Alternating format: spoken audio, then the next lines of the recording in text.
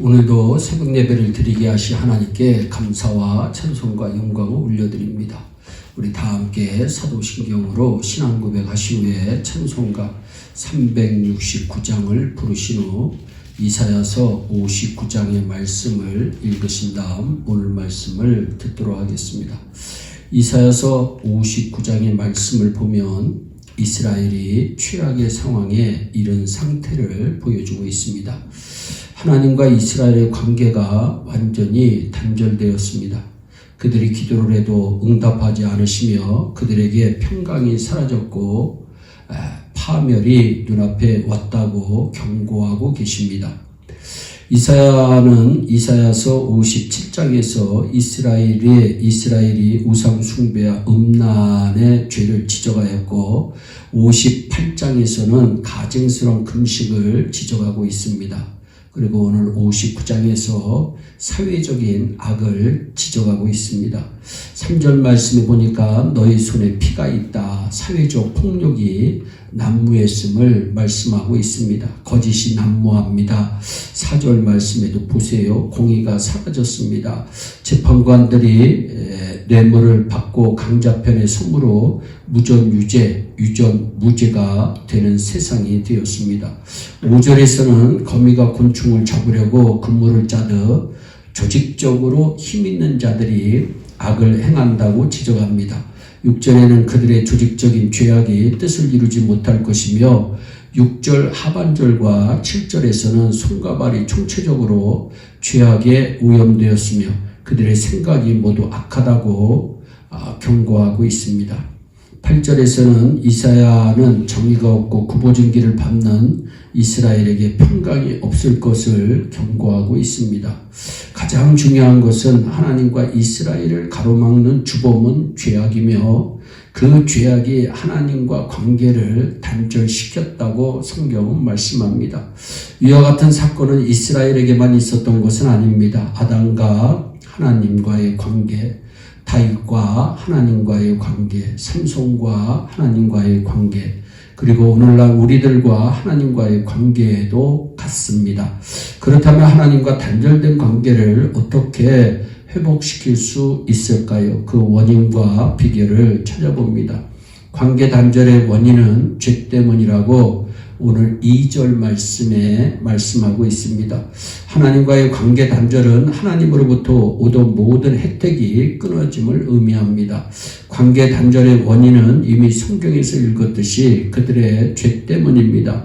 마찬가지로 오늘날 우리들에게 임하는 갖가지 환난, 재앙, 그리고 어렵고 복잡한 문제들은 우연이 아닙니다. 누구의 잘못도 아닙니다. 판단 미숙도 아닙니다. 결단력 부족도 아닙니다. 상황 판단의 실수도 아닙니다. 우리와 하나님 사이의 죄 때문입니다. 우리가 짓는 죄 때문에 나의 몸과 우리 가정에 어려운 문제가 일어날 수 있습니다. 나의 죄 때문에 그토록 복잡하고 힘든 일들이 일어날 수 있습니다. 마치 요나가 죄를 범하고 하나님의 낯을 피하여 도망칠 때 그가 탄 배와 배 안의 모든 사람이 큰 환난을 만난 것과 같습니다. 요나를 잡아 죄를 부르니 바람이 그치고 배 안에 탄 사람들이 구원을 받았다고 성경은 말씀합니다. 사랑하는 성도 여러분, 먼저 손으로 죄를 짓지 않았나 살펴보시기를 바랍니다. 3절에 너희 손에 피라고 얘기하고 있습니다. 너희 손가락의 죄악에 더러워졌다고 말씀합니다. 이 손으로 누구를 해쳤거나 이 손으로 더러운 이익을 취하지는 않았는가 생각을 해보아야 합니다. 또한 우리의 입술로 죄를 짓지 않았나 살펴봐야 됩니다. 너희 입술을 거짓을 말하며 너희 혀는 악독을 내밀라고 성경은 말씀합니다. 이 입으로 거짓말하지 않았습니까? 이 입으로 누구를 정죄하거나 비판하지 않았습니까? 이 입으로 남을 모함하거나 저주하지 않았습니까? 우리의 혀가 범죄하지 않았는지 성도는 늘 살펴보아야 합니다. 또한 우리의 발로 죄를 짓지 않았나 살펴보아야 함을 7절에 말씀합니다. 그 발은 행악하기에 빠르고 무죄한 피를 흘리기에 신속했다고 말씀합니다. 전도하는 일과 봉사하는 일과 주의 일을 하자고 하면 안 오다가도 죄 짓는 일과 나쁜 모임을 위해서는 쏜살같이 달려간 일은 없습니까? 돌아보아야 합니다. 또한 우리의 생각으로 죄 짓지 않았나 살펴보아야 함을 7절에 말씀합니다. 그 생각은 악한 생각이라 무섭습니다. 사고, 관념, 사상 모두 생각을 이르는 단어들입니다. 악한 사상이나 사고, 철학을 가지고 살아도 안 됩니다. 하나님을 부인하거나 의심하거나 악하거나 자신의 생각이 옳다고 주장하는 것은 모두 하나님 앞에서 짓는 죄입니다. 하나님이 미워하시는 죄가 있다고 성경은 말씀합니다.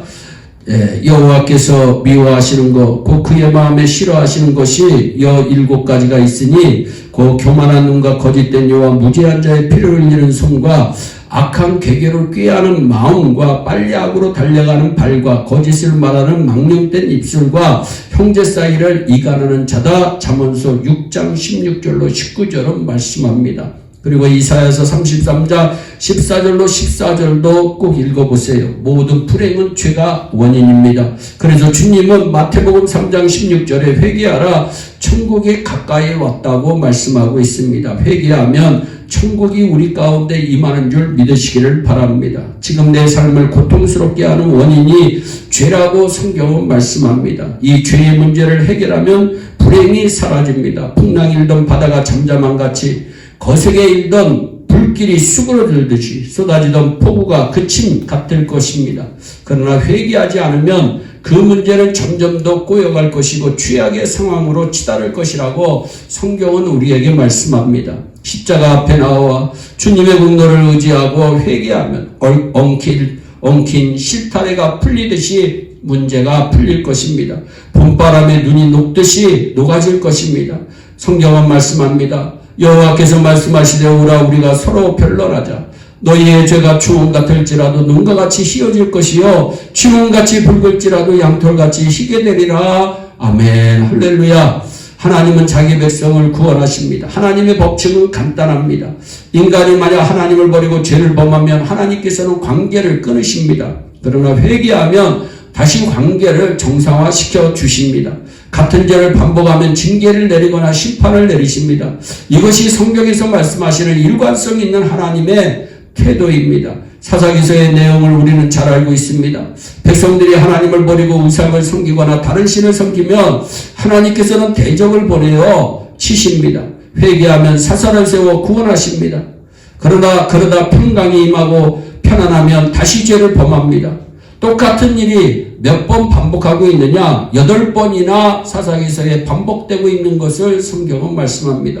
이것은 개인도 가정도 국가에도 해당되는 말씀입니다. 그런데 하나님은 끝까지 인내하시는 분이십니다. 끝까지 긍휼과 인애를 베푸시는 분이십니다. 회개하면 곧바로 구원을 베푸시는 자비의 하나님, 사랑의 하나님이십니다. 회개하고 돌아올 때 하나님은 그의 백성을 구원하십니다. 이사야서 59장 15절로부터 21절이 그 사실을 입증하고 있습니다. 15절로부터 17절에 하나님을 회개하고 돌아올 이스라엘을 구원하실 계획을 수립하십니다. 그리고 19절로부터 20절은 하나님의 백성을 괴롭힌 원수를 심판하시고 21절에는 하나님의 임재를 확인시켜주고 있습니다. 짐 나간 탕자가 회개하고 돌아왔을 때 아버지는 아들에게 새 옷을 입혔습니다. 무슨 의미입니까? 신분 회복의 의미입니다. 가락지를 끼워주셨습니다. 아들에 대한 새 언약을 말씀하고 있습니다. 새 신을 씻겼습니다. 구별된 삶을 살라는 당부였습니다. 송아지를 잡아 연회를 열었습니다. 만인에게 자신의 아들임을 공포한 것입니다. 풍악을 울려 기쁨을 주었습니다. 끊어졌던 관계가 완전히 회복되니 기쁨이 충만합니다. 탕자는 새 생명을 얻은 것입니다. 관계가 완전히 회복되니 기쁨과 평강 가운데 살 수가 있는 것입니다. 사랑하는 성도 여러분, 하나님께로 돌아가십시오. 더 이상 매를 맞지 마십시오. 더 이상 귀한 것들을 잃어버리지 마십시오. 하나님과의 관계를 더 이상 악화시키지 마십시오. 오늘 하나님 앞에 돌아오십시오. 관계를 회복하십시오. 모든 잃어버린 것들을 하나님께서 회복시켜 주실 것이라고 성경은 우리에게 말씀하고 있습니다. 기도하겠습니다.